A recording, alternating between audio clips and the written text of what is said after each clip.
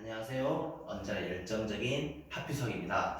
이번엔 하암북중학교 2025년 2학년 1학기 중간고사 문제를 한번 분석해 보도록 하겠습니다. 이번 하암북중 시험에서 가장 큰 특징은 바로 시험 범위죠, 시험 범위.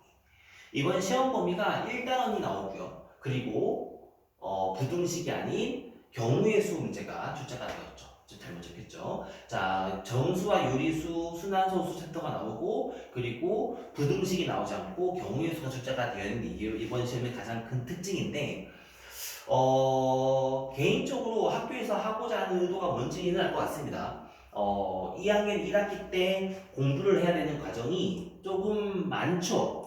2학년 1학기 때 공부를 해야 되는 게 순환소수 부분을 공부를 해야 되고, 다음은 이제 지수법칙 등과 같은 지수법칙과 같은 문자화식도 공부를 해야 되고, 부등식도 공부하고, 방정식도 함수하고, 함수까지 공부를 해야 되는, 사실 1학기가 많이 과부하적인 것도 사실이긴 합니다. 그런데 하지만 2학기 동안 적지 않은 양이죠. 삼각형의 성질과 외심과 내심과 닮음까지만 해도 엄청 많은데 피타고라스랑 이제 확률까지 가게 되면 사실 2학년 과정은 1학기, 2학기가 다 빈틈없이 되게 빡빡한 그런 교육 과정을 가지고 있습니다. 그렇기 때문에 아마 이번에 하암북 중에서 이제 순환소수랑 지수가 중간고사에 나왔고 확률 중에서 딱 절반 경우의 수가 이번 중간고사 문제에 나왔기 때문에 중간고사가 이렇게 출제가 되었기 때문에 아마 기말고사는 부등식과 방정식 그리고 확률 뒷부분이 이렇게 출제가 될 걸로 보이죠. 아마도 함수는 2학기로 넘기지 않을까라는 생각을 하고 있는데 이게 이번 하항북중시험에서 가장 중요한 키포인트였어요. 그런데 거기에 비해서 난이도는 사실 형편이 없었죠. 중간 레벨이 3문제밖에 없었고요. 하 레벨이 17문제가 있었다. 그런 문제였기 때문에 이번 문제는 너무 제가 볼 때는 하항북중에서 하고자 하는 메시지는 분명했지만 오히려 그렇기 때문에 난이도 조절을 할 수가 없었다. 아이들이 저한테 했던 말이 뭐였냐면 경우의 수가 이번 시험 범위에 나오는데 정말 쉽게만 낸대요 라고 얘기했었어요. 제가 염려하는 거는 중학교 과정에서 경우의 수와 확률이 그대로 고등학생들이 공부하는 경우의 수와 확통까지로 넘어가는 경우들이 정말 많이 있는데 과연 고등학교 때 그 부분들의 공부를 하는 게 사실 저는 좀 많이 걱정스럽기도 합니다. 굳이 이렇게 문제를 쉽게 낼 거면 조절할 필요가 있었을까? 라는 생각을 사실 가지고 있거든요.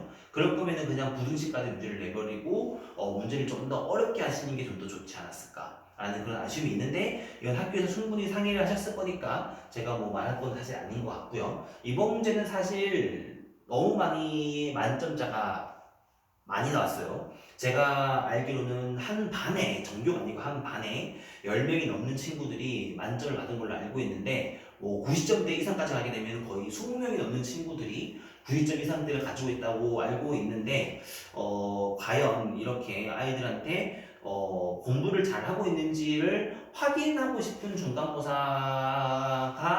아니길 바라죠. 사실 이런 표현은 좀 그렇지만 하암북중이 광명에서 가지고 있는 수학 문제의 난이도가 쉬운 학교가 사실 아니죠.